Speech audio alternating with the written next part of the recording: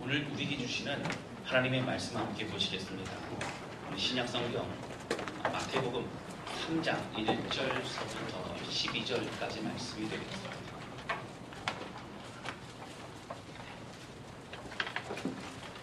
마태복음 3장 1절서부터 12절까지 말씀입니다.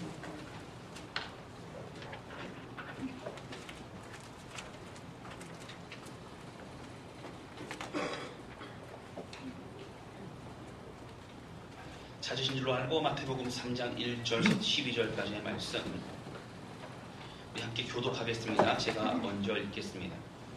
그때에 침례 요한이 이르러 유대 광야에서 전파하며 말하되 회개하라 천국이 가까워지니라 하였으니 그는 선지자 이사야를 통하여 말씀하신 자라 일러스되 광야에 외치는 자의 소리가 있어 이르되 너희는 주의 길을 준비하라 그가 오실 길을 곧게 하라 하였느니라. 이 요한은 나팔을 옷을 입고 허리에 가죽을 끼고 음식을 뱉기가 천정이었더라. 이때에 예루살렘과 온 유대와 요단강 사방에서 다 그에게 나와 자기들의 죄를 자복하고 요단강에서 그에게 침례를 받더니 요한이 많은 바리새인들과 사두개인들이 침례 베푸는 대로 온 것을 보고 이르되 독사의 자식들아 누가 너희를 가르쳐 임박한 진노를 피하라 하더냐. 그러므로 그에게 합당한 열매를 맺고 속으로 아브라함이 우리 조상이라고 생각하지 말라. 내가 너희에게 이르노니 하나님이 능히 이 돌들로도 아브라함의 자손이 되게 하시리라. 이미 고기가 나무 위에 놓였으니 좋은 열매를 맺지 않냐는 나무마다 지켜 불에 던지리라. 나는 너희로 회개하게 하기 위하여 물로 침례를 베풀 거니와 내 뒤에 오시는 이는 나보다 능력이 많으시니 나는 그의 신을 들기도 감당하지 못하겠노라. 그는 성령과 불로 너희에게 침례를 베푸실 것이요 손에 피를 들고 자기의 땅 마당을 정하게 하사 알곡은 모아 복판에 드리고 축종이는 꺼지지 않는 불에 태우십니다. 아멘. 할렐루야. 네. 그럼 지난 한 주간도 하나님의 은혜로 인하여 승리하셨을 줄로 믿습니다. 여러분 우리 성도들이요 저는 매일매일의 삶이 기적과 은혜의 삶이 되시기를 바랍니다.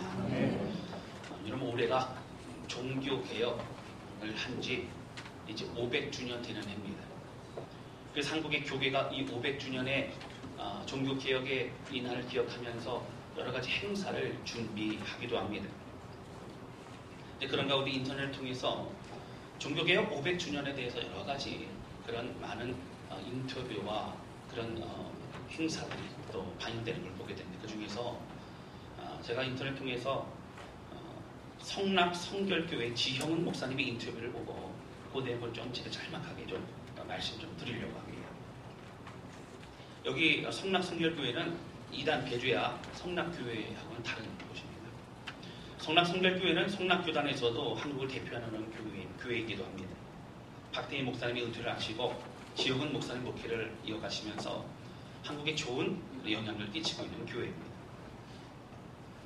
여러분 유럽 교회가 타락으로 인해서 결국은 종교의 개혁이 이제 횃불을 들게 되었습니다. 루터를 비롯해 많은 종교 개혁자들은 그들의 목표는 성경으로 돌아가자라고 하는 그 목표를 가지고 그들은 외치게 되었습니다. 돈과 권력과 이런 부패와 죄악에 있던 그런 교회가 새로워져야 된다고 그렇게 외쳤습니다. 여러분 성경적인 교회가 되어질 수 있고 그리고 성경적인 목회자, 성경적인 성도들이 되기 위해서 그들의 목숨을 바쳐 싸웠습니다. 성경으로 돌아가자는 것은 여러분 성경 66권에 말하고 있는 그런 성경의 가치관과 성경의 세계관을 가지고 우리가 이 땅을 살아가야 된다라고 하는 이야기입니다. 이것을 우리는 늘 얘기하고 있지만 그러면 우리가 교회 안에서는 은혜를 얘기하고 하나님 얘기하고 있으면 얘기하지만 우리가 교회 밖에 나가서 우리가 살고 있는 이 땅에서는 그러면 우리는 어떻게 이 사회에 대해서 또 우리가 살고 있는 많은 이웃들과는 어떤 관계를 가져야 되냐고 하는 것입니다. 이 부분에 있어 지용훈 목사님 세 가지로 요약해서 말씀하시면 첫 번째는 바로 인도적 인륜 도덕을 우리가 그런 삶을 살아야 된다는 것입니다. 여러분 사실 세상에 많은 사람들은 그리스도인들에게 많은 기대를 합니다. 뭔가 그래도 다를 것이라. 그러나 실망하는 이유는 뭐냐면 다르지 않다는 거예요. 어쩔 때 보면 말로는 그런 사랑을 외치고 말로는 다른 걸 외치지만 오히려 실천하지 않고 세상 사람들보다 못한 인생을 살아가고 있는 모습을 지적할 때도 많이 있다고 하는 것입니다. 깨끗하고 인권과 도덕을 위해서 구별된 모습으로 다른 모습으로 살아가야 된다고 하는 것입니다. 두 번째 얘기한 것이 바로 법치의 민주주의입니다. 여러분, 성경은 민주주의를 얘기하지 않습니다. 그렇다고 성경은 독재나 그렇다고 성경은 왕정이나 그러나 사회주의를 얘기하지 않습니다. 성경은 하나님이 다스리시는 하나님의 나라를 얘기합니다. 그러나 이 땅을 살아가고 있는 우리는 여러분, 이 법률과 제도 안에서 사회의 정의를 위해서 협력해야 됩니다. 정의가 무엇인지를 얘기할 수 있어야 되고 침묵하지 말아야 합니다. 세 번째는 상생의 시장 경쟁이라고 얘기합니다. 이런 많은 사람들은 내가 유익을 위하고 내가 이익을 얻기 위해서는 물불을 가리지 않고 많은 행동을 합니다. 그러나 성경은 말합니다. 구약시대부터 너희가 추수를 할 때에도 귀퉁이에 많은 이삭들을 남겨놓으라. 그것을 추수하지 말라 얘기해요. 왜냐하면 하나님은 우리가 잘 먹고 잘 사는 것만 말하지 않으셨습니다. 함께 사는 걸 말했습니다. 함께 은혜의 통로가 되어지고, 여러분, 축복이라는 것은 나만 잘 먹고 잘 사는 게 아니라 나를 통하여 은혜가 전달되어지고 축복이 전달되어지는 쓰임받는 사람이 되기를 하나님은 원하셨다고 하는 거죠. 여러분, 이러한 인도적 인륜 도덕과 법치의 민주주의, 그리고 상생의 시장 경쟁과 같은 이런 것들은 우리가 드러나는 삶입니다. 여러분, 사실 우리가 살아가면서 여러분, 종교개혁이요, 이제 한순간에 여러분 그 종교가, 그 기독교가 여러분 그렇게 타락한 건 아닙니다. 여러분, 타락이라는 것은 점점 더 조금씩 세상의 가치관과 생각을 가지고 그것이 스며들어올 때, 그것을 말씀에 비추어서 그것을 다시 새롭게 하고 대적하고 그리고 깨끗하게 하지 않을 때에 우리는 그러한 삶을 살아갈 수밖에 없다라고 하는 것입니다. 여러분, 그래서 조금씩 망가져간다는 얘기를 합니다. 조금씩 망가져 가다가 나중에는 완전히 망가지게 되는 것이 그런 죄악의 모습이기도 합니다. 여러분, 조금씩 망가져가는 사람들은요, 그래도 말씀을 붙잡고 살아가는 사람들을 보게 되어지면 여러분 어떤 생각을 하냐면 유별나게 굽는 사람이라고 얘기하기도 합니다. 그러나 여러분, 오늘 우리는요, 유별한 사람이 아니라 말씀의 사람이 되어져요. 여러분, 말씀의 은혜로 여러분 온전히 주의 길을 걸어가는 저와 여러분 되시기를 주님 이름으로 축원합니다. 저는 오늘 지난주에 이어서 침례 요한에 대한 말씀을 좀 이어서 하려고 합니다. 종교개혁 500주년이라는 올해 많은 행사를 준비하고 있지만 여러분, 무엇보다 행사보다 더 중요한 우리들의 마음입니다. 여러분, 우리들의 삶의 모습이라고 하는 거죠. 정말 먼저 무엇을 생각해야 되고 또 이러한 시대에 우리는 어떻게 살아야 하는지를 오늘 말씀 통해서 함께 깊이 좀 나누려고 합니다. 함께 주의 은혜를 깨닫는 귀한 시간 될 수 있기를 바랍니다.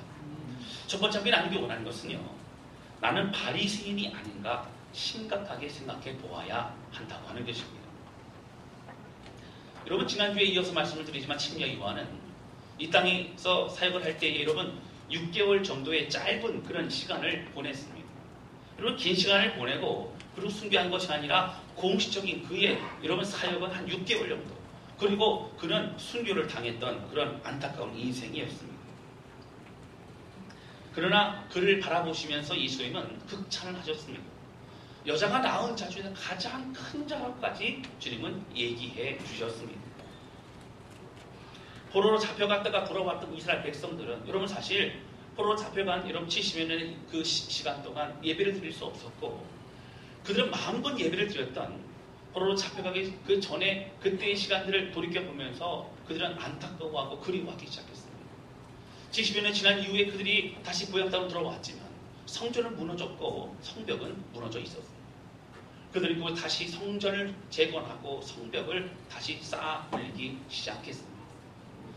여러분, 그들이요 그곳에 가서 하나님의 예배를 드리고 마음을 드리면서 다시 그들이 죄악 가운데 타락합니다.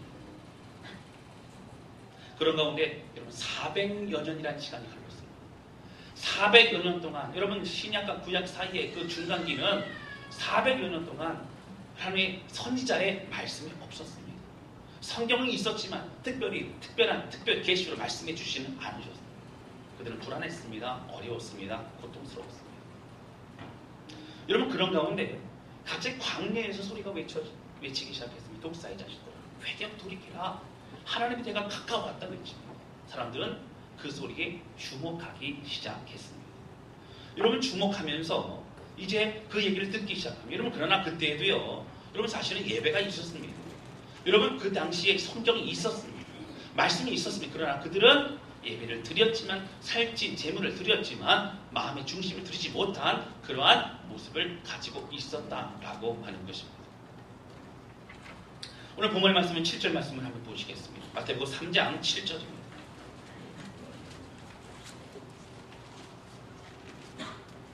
우리 큰 목소리로 같이 읽겠습니다. 시작. 요한이 많은 바리새인들과 사두개인들이 침례 베푸는 데 오는 것을 보고 이르되 독사의 자식들아 누가 너희를 가르쳐 임박한 진노를 피하라 하느냐.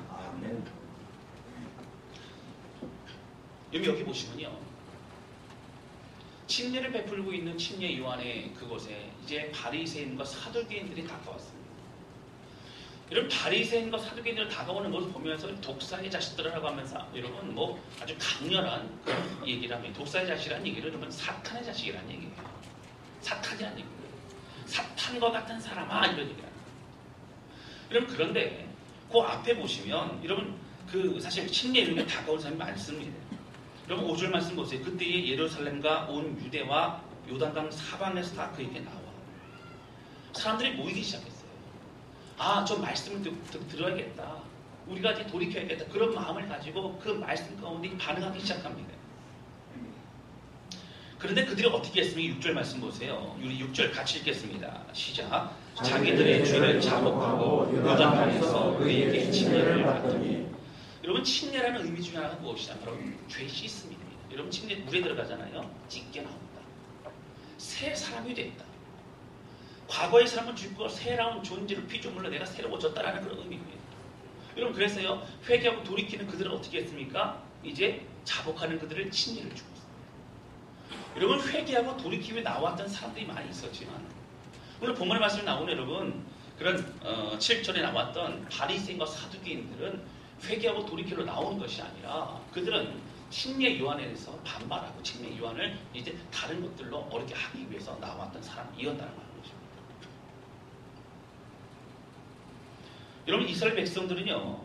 그런 가운데 이스라엘 백성과 여러분 이 바리새인 서기관들이 잘못이 무엇인가 오늘 성경에 나옵니다. 여러분 8절 말씀 보시겠습니다. 8절 말씀 같이 읽겠습니다. 시작. 그러므로 회개에 합당한 열매를 맺고 여러분 진노 가운데 너희들은 돌이키라 이런 얘기 나옵니다. 그러면서 여러분 죄가 뭐라고요? 회개에 합당한 열매를 맺지 못했다는 거예요. 여러분 말씀에 보면 수없이 많은 곳에서 성경에 여러분 구약 성경이 마찬가지입니다. 보시면 너희는 돌이키라 하나님께로 나아가라 회복하라 관계로 회복하고 은혜의 전으로 나아가라 무수히 많은 곳에서 그렇게 말하고 있습니다. 여러분 선지자들의 선지서에 보면 대부분의 내용이 그런 내용이고요. 역사서에도 여러분 그런 내용이 나와 있습니다. 여러분 그런 말씀을 읽으면서 그들은 돌이키지 않았습니다. 여러분 이사야서 말씀에 보면 1장에 보면 여러분 살찐 짐승을 바치지만 너희는 얼굴을 보이러 교회에 나온다. 얼굴을 보이러 예배를 드린다. 너희는 마음에 들이지 않는 예배를 드린다 하면서 하나님 진노하신 장면이 나옵니다. 여러분 사실 이런 내용을 들으면서도 사실은 여러분 바리새인과 사두개인들은 자신과 상관없는 얘기라고 생각했습니다. 돌이키지 않았습니다. 회개에 합당한 열매라는 얘기는 무엇이냐면 회개하여서 달라진 삶을 말합니다. 이런 8절에 보시면 회개에 합당한 열매를 맺어야 된다고 얘기합니다. 그리고 9절 보시면 9절 같이 읽겠습니다. 시작. 속으로 아브라함이 우리 조상이라고 생각하지 말라. 내가 너에게 이르노니 하나님이 능히 이 돌들로도 아브라함의 자손이 되게 하십니다. 여러분 속으로 뭐라고요? 그들이 뭐라고 생각하냐? 아브라함의 우리 자손이다 생각했어요. 아브라함의 자손이란 얘기는 선택받은 민족이란 얘기고 지금 우리 시대로 말한다면 구원받은 사람이야. 나는 구원받았다. 그러니까 구원받지 않은 이방인들과 그리고 믿지 않는 자들에게 손가락질하고 그들을 사람 취급하지 않았습니다. 여러분 사마리아에 저기 가지도 않았고요. 사마리아 지역 사람들을 비난하고 조롱했습니다. 그런 바리새인과 여러분 사두개인들 바라보면서 여러분青年 요한은요 그렇게 강한 어조의 그런 말을 하고 있는 것을 볼 수 있습니다. 여러분 그들 자신의 스스로가 높아진 마음이 있었고 자신들은 선택받은 사람이라고 생각하면서 교만한 마음으로 선택받은 사람이 하나님의 사람으로 말씀의 사람이 되지 못하고 자신들의 생각으로만 살아갔던 모습을 보여주고 있었다라고 하는 것입니다. 그러나 중요한 것은 그들은 회개하지 않았습니다. 오히려 회개가 필요했던 그들에게 종교의 지도자들에게 그들은 회개하지 않고 계속적으로 죄악을 그렇게 만들어 갔다라고 하는 것입니다. 여러분 그 당시에 말씀드렸지만 성경이 있었습니다. 모세오경도 있었고 선지서도 있었고 역사서들도 있었습니다. 그러나 그들은 말씀을 들어도 그에게 듣지 않았습니다. 아파하지 않았습니다. 들리지 않았습니다. 사람들에게 얘기했어도 그들은 스스로 듣지 않았습니다. 오늘 우리는 특별히 고민해 보아야 합니다.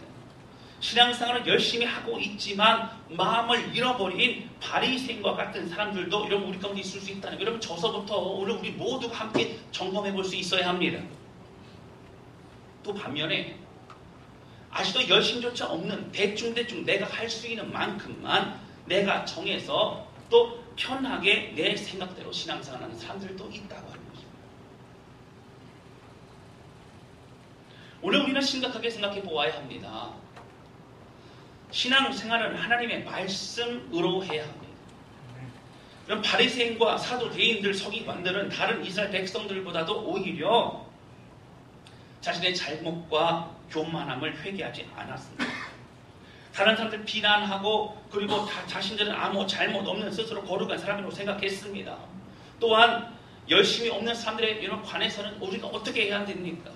하나님 말씀에 합당한 성장이 있어야 됩니다. 하나님 말씀에 합당한 섬김이 있어야 됩니다. 언제까지 구경꾼으로 남아있어서는 안 된다고 하는 것입니다. 여러분 교회에서 열심히 다해 신앙생활하는 사람들은 내가 하고 있는 이 섬김과 그리고 이 모든 교회 생활이 신앙생활이 하나님 말씀에 합당한 것인가 말씀에 비추어 보아야 한다고 하는 것입니다. 오늘 본문의 말씀 여러분 보시면青年 요한은 10절에 여러분 굉장히 중요한 말씀하고 있으면 10절 말씀 보시겠습니다.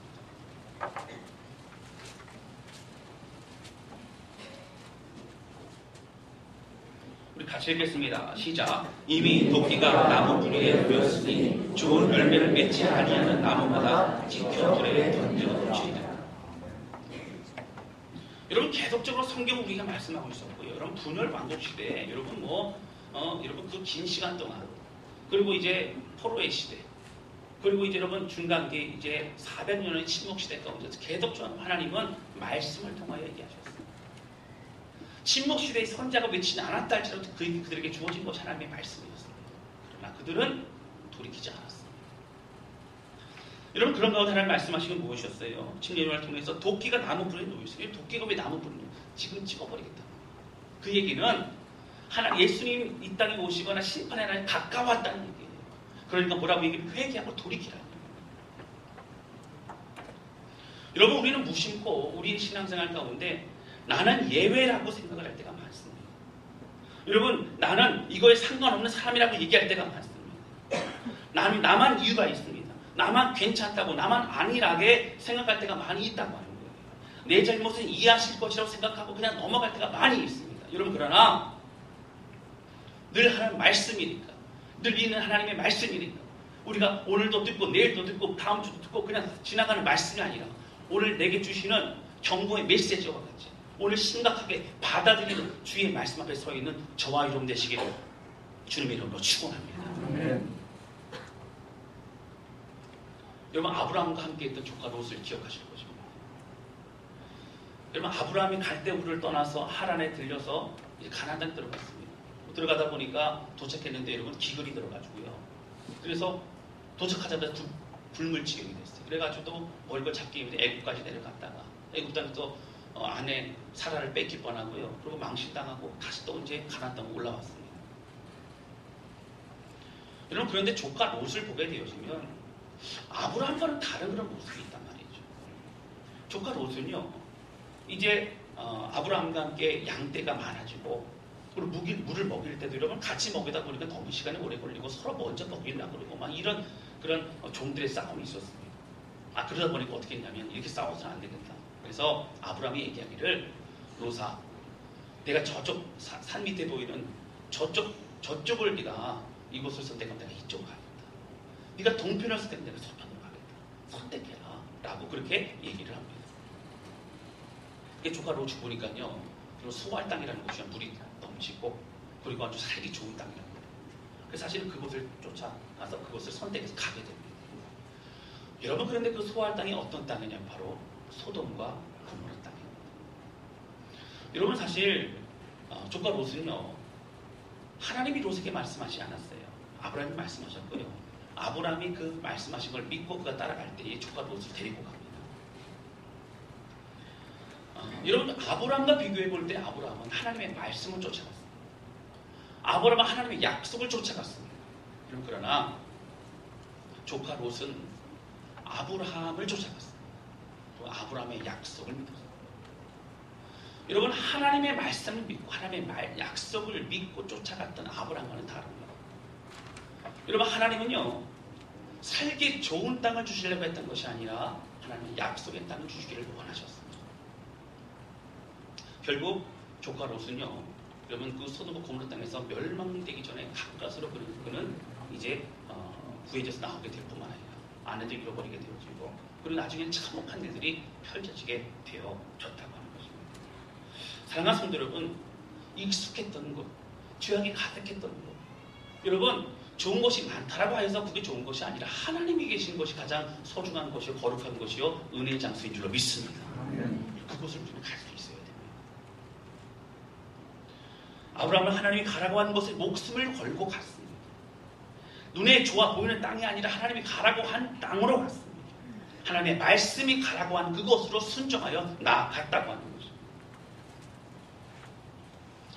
사랑하는 성도 여러분, 그런 가운데 여러분 이제 조카 롯이요 소돔과 고모라 땅에서 이제 멸망시키려고 했던 그런 천사들이 내려왔습니다.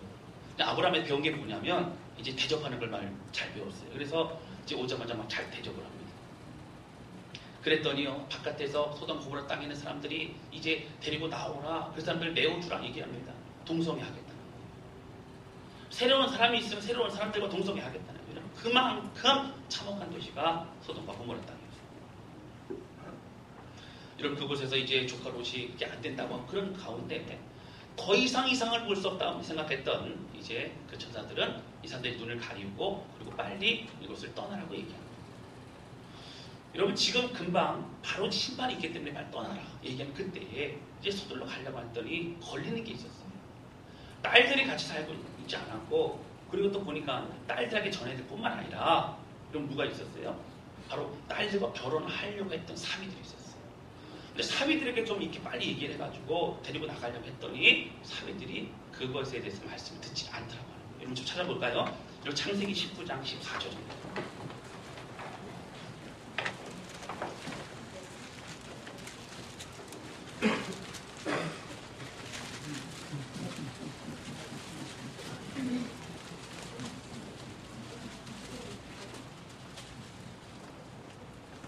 창세기 19장 14절 보시면 우리 큰 목소리를 같이 읽겠습니다. 시작. 롯이 나가서 그 딸들과 결혼할 사위들에게 말하여 이르기를 여호와께서 이스라엘을 멸하실 터이니 너희는 일어나 이곳에서 떠나라 하되 그의 사위들은 농담으로 여겼더라. 여러분 장인 될 사람이잖아요. 그렇죠?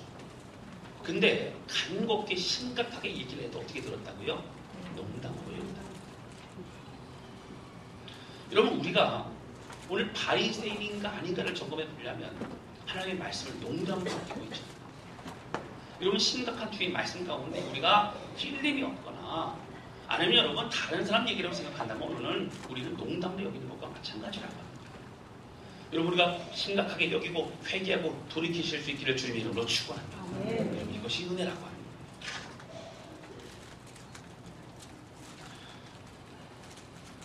어떤 교회는 거리끼니까 부담스러우니까 하나님의 심판 이야기, 지옥 이야기, 종말 이야기 여러분 잘 안 한다고 합니다.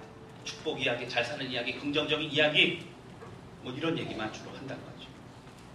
이것은 하나님의 종으로 직무유기인 것입니다.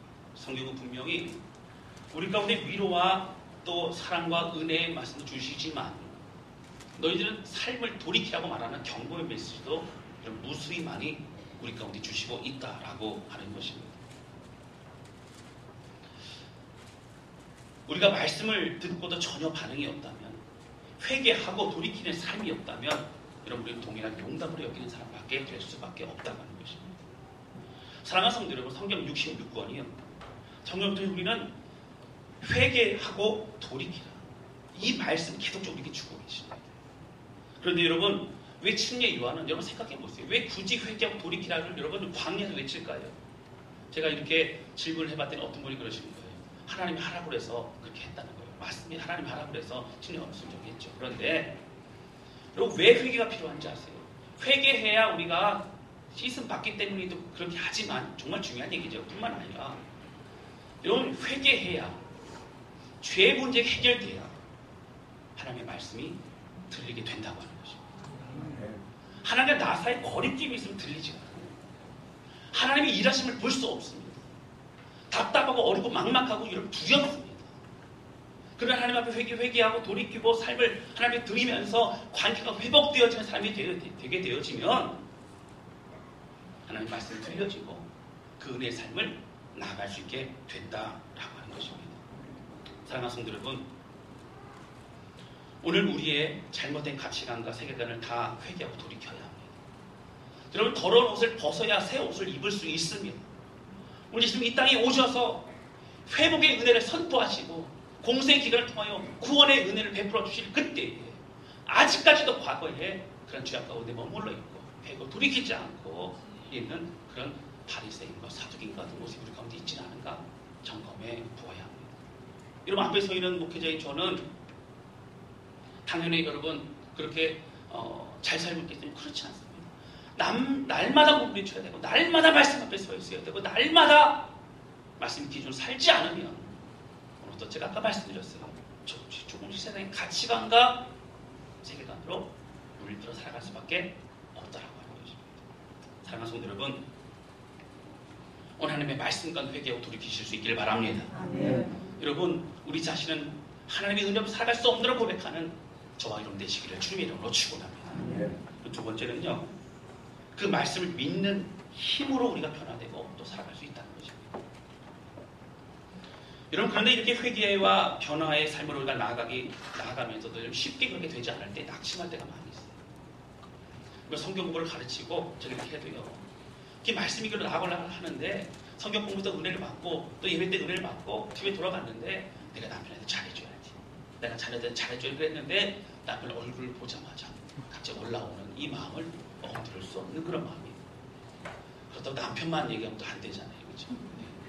다 마찬가지입니다. 그래가지고 내 뜻대로 안 되는 자녀를 바라볼 때마다 낙심될 때도 있다고 하는 거예요. 그러면서 내 자신이 믿음으로 가겠다고 하면서도 변화되지 못하는 여러 가지 모습을 볼 때마다 나는 안 되나 봐, 나는 언제까지 일해야 돼, 그러면서 실망이 될 때도 많이 있을 수 있다고 하는 것입니다. 오늘 약속의 말씀을 붙잡고 믿음의 길을 걸었던 여러분 아브라함의 말 좀 생각해 보았으면 좋겠습니다. 여러분 아브라함의 인생을 보면 너무 드라마틱한 인생이죠.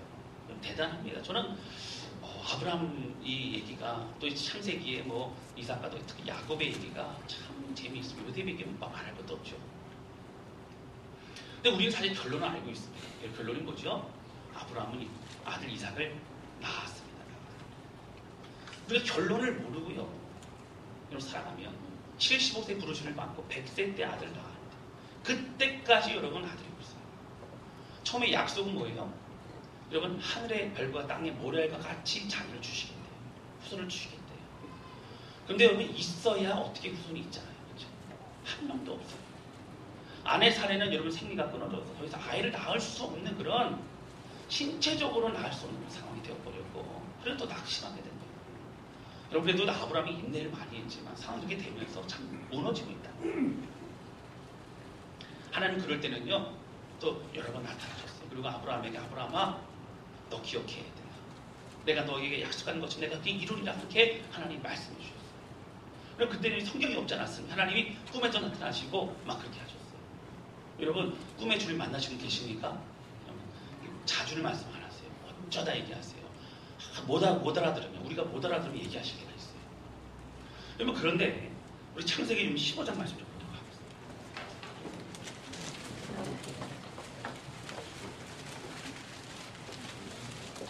창세기 15장에 넘어가면 여러분 무슨 내용이 있냐면 아브라함이요 있는 좌절하고 자꾸 힘들이 어려워할 때가 있었어요. 그랬더니 하나님 나타나시고 또 뭐라 하시냐면 15장 1절을 보세요. 그 후에 여호와의 말씀이 환상 중에 아브라함에게 임하여 이르시되, 아마 잠자는 중에 아마 그랬던 것 같아요.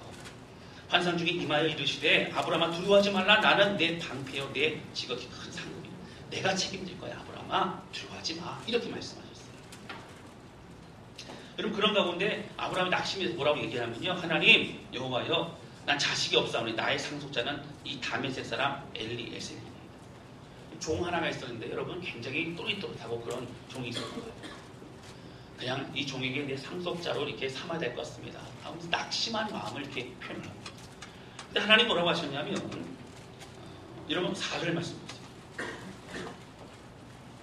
우리 4절 말씀 같이 읽겠습니다. 시작. 여호와의 말씀이 내게 임하여 이르시되 그 사람이 내 상속자가 아니라 내 몸에서 날 자가 내 상속자가 되리라 하시고. 아멘. 여러분 그렇게 말씀하신 다음에 하나님이 시청각 교육을 하십니다. 여러분 5절 보세요. 그를 이끌고 밖으로 나가 이르시되 하늘을 우러러 무표를 셀 수 있나. 여러분 제가 필리핀에요 저 산지에 가보니까요 정말 밤에 이 별을 보니까요 이 북두칠성을 찾을 수가 없어요. 얼마나 별이 많은지 거기에 여러분 숨겨져 있어가지고 무수히 많습니다. 지금 같으면 공해 때문에 별을 셀 수도 있을지 모르겠어요. 그런데 사실은 보이지 않을 뿐이지 별이 굉장히 많습니다. 세보라는 거예요. 그렇게 해주겠다는 거예요. 여러분 낙심했다 하나님 말씀 듣지 않았습니까? 그런데 아브라함이 뭐라고 하죠? 중요한 6절 밑줄 치셔야 돼요. 6절 우리 같이 읽겠습니다. 시작. 아브라함이 여호와를 믿으니 여호와께서 이를 그의 의로 여기시고. 아멘. 여러분 하늘의 무표를 셀 수 있나 보라. 그에게 이르되 내 자손이 그와 같이라 말씀하셨더니 뭐라고요? 아브라함이 여호와를 믿으니 라고. 사랑하는 성도 여러분, 아브라함은 하나님의 말씀을 믿었어요. 그래서 힘을 낼 수 있었습니다. 할렐루야. 저는 이 말씀을 바라보면 우리 이름을 좀 넣었으면 좋겠어요. 아브라함의 여호와를 믿으니. 여러분 저는 제 이름 넣을 텐데 제 이름 넣으시면 안 되고 여러분 이름 넣으셔야 됩니다. 정신 바짝 차리고 한번 같이 좀 해보시면 좋을 것 같아요. 제가 먼저 합니다. 유현성 목사는 여호와를 믿으니.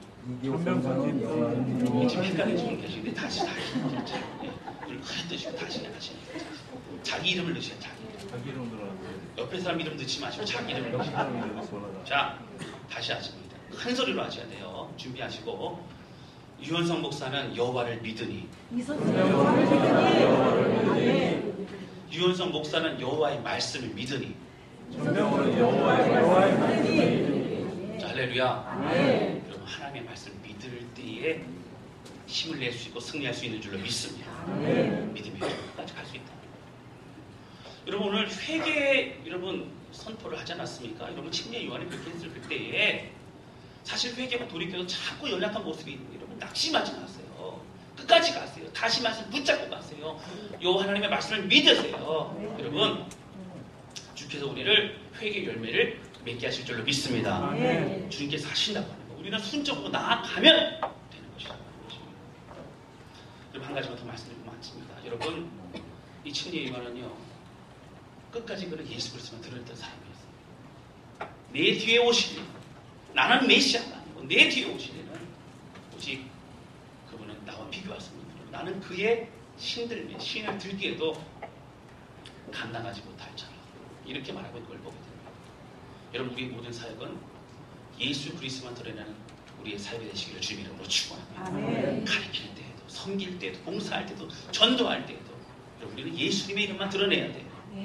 여러분 예수님께서 베드로에게요 이제 내가 나를 사랑하냐 물어보시면서 이제 다시 회복시켜 주실 그때에도요 내 양을 먹이라고 했는데 내 양은요 누구 양이었어요? 예수님의 양을 먹이라는 거예요. 베드로 양 먹이라는 거 아니에요. 이 양은 사실 잘 기억해야 돼. 내 양이야. 너는 청직이야. 내 양을 먹이는 거야. 예수님의 양을 먹이는 거 이렇게 말씀하신 것이라고. 여러분 가르쳐도요 우리 제자 만들면 안 되고 누구 제자 만들어야 돼요? 예수님 제자 만들어야 돼요. 그럼 누구와 더 가깝게 해야 돼요? 예수님과 가깝게 해야 돼요. 예수님의 은혜로 살게 해야 돼요. 이것이 우리의 사명인 줄로 믿습니다. 사랑하는 성도들 말씀 정리합니다. 여러분 회개에 합당한 열매를 맺죠. 그렇게 독사의 자식들이라고까지 얘기했던 것은 무엇입니까? 회개해야 우리는 하나님의 은혜 가운데 거할 수 있다고 하는 것입니다. 나는 아니라고 얘기하면 안 됩니다. 저를 비롯한 여러분 우리 모두가 해당하는 말씀입니다. 회개뿐만 아니라 여러분 하나님의 경고의 말씀들을 농담으로 여기지 않고 내 말씀을 받아들일 뿐만 아니라 지치고 있는 어려울 때에 그 여호와의 말씀을 믿고 일어났던 아브라함과 같이 끝까지 주의를 걸어가며 예수 그리스도만 드러내는 우리 삶이 되실 수 있기를 주님의 이름으로 축원합니다. 우리 같이 좀 찬양 드렸으면 좋겠습니다.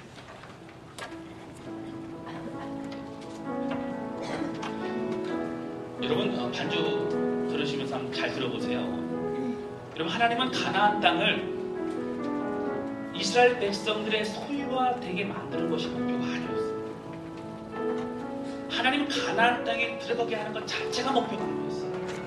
하나님의 목표는 하나님의 초점은 이스라엘 백성이 가나안 땅에서 거룩한 삶을 사는 것이 초점이었다는 것입니다. 할렐루야. 그럼 우리가 구원받은 거 중요합니다. 그러나 구원받은 것은 끝나지 않고 구원의 삶을 살아가고 기뻐하며 즉 영광 돌리는 구별된 하나님의 백성을 살아가는 우리 모두가 되실 수 있기를 주님의 이름으로 축원합니다. 이 찬 부르시면서 주여 내게 주님이 필요합니다. 주의 말씀이 필요합니다. 간절히 고백하며 찬양하도록 하겠습니다.